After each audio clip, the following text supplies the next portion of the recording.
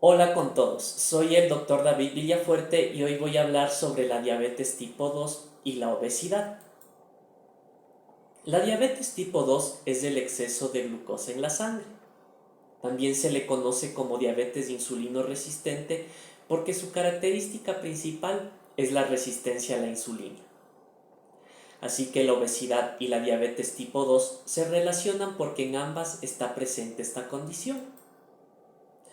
La insulina es una hormona que lleva el exceso de glucosa de la sangre hacia el hígado o el tejido graso.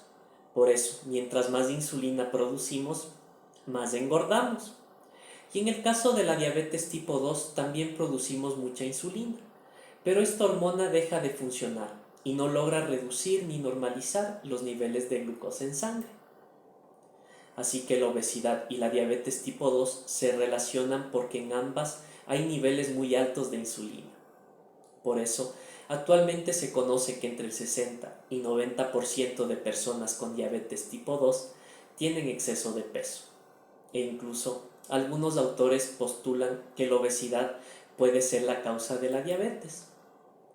Pero, ¿cómo la resistencia a la insulina puede causar los altos niveles de glucosa en sangre de una persona diabética? La insulina es una hormona que se produce en el páncreas cuando comemos carbohidratos.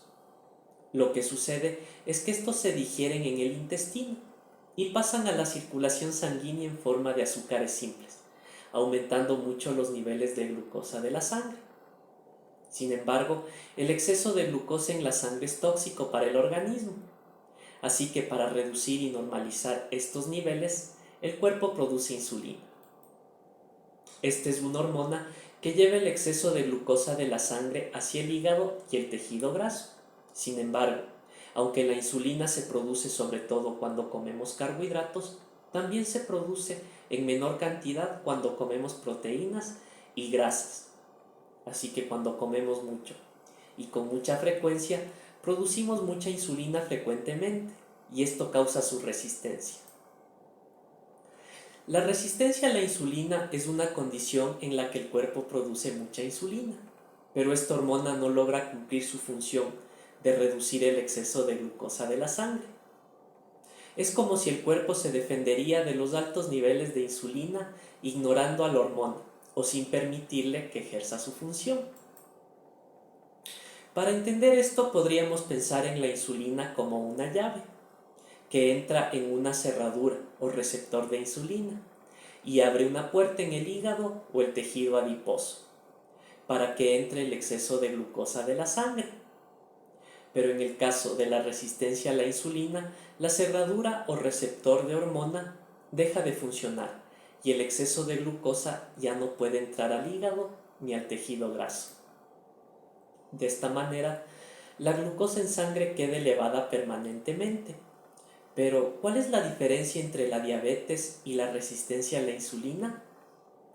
Podríamos decir que la diabetes es un estado avanzado de resistencia a la insulina, o que la resistencia a la insulina es un estado previo a la diabetes. Por eso se le conoce como prediabetes. Lo que sucede es que en el caso de la resistencia a la insulina, hay niveles muy altos de esta hormona que logran mantener los niveles de glucosa en el límite superior del rango normal. En cambio, en la diabetes, los niveles de insulina también son muy elevados, pero la glucosa está tan alta que ni el exceso de insulina puede normalizar sus niveles. Lo que es un problema porque el exceso de glucosa en sangre es muy tóxico para el organismo y puede dañar nuestros órganos y tejidos.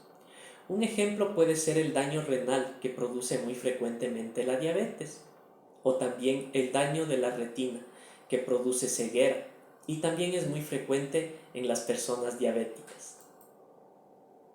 Es así que en muchos casos mejorar nuestros hábitos alimenticios y bajar de peso disminuyen la resistencia a la insulina. Y esto ayuda a normalizar o al menos a reducir los altos niveles de glucosa en sangre, evitando que progresemos hacia la diabetes o incluso curándola si ya la tenemos. Muchas gracias.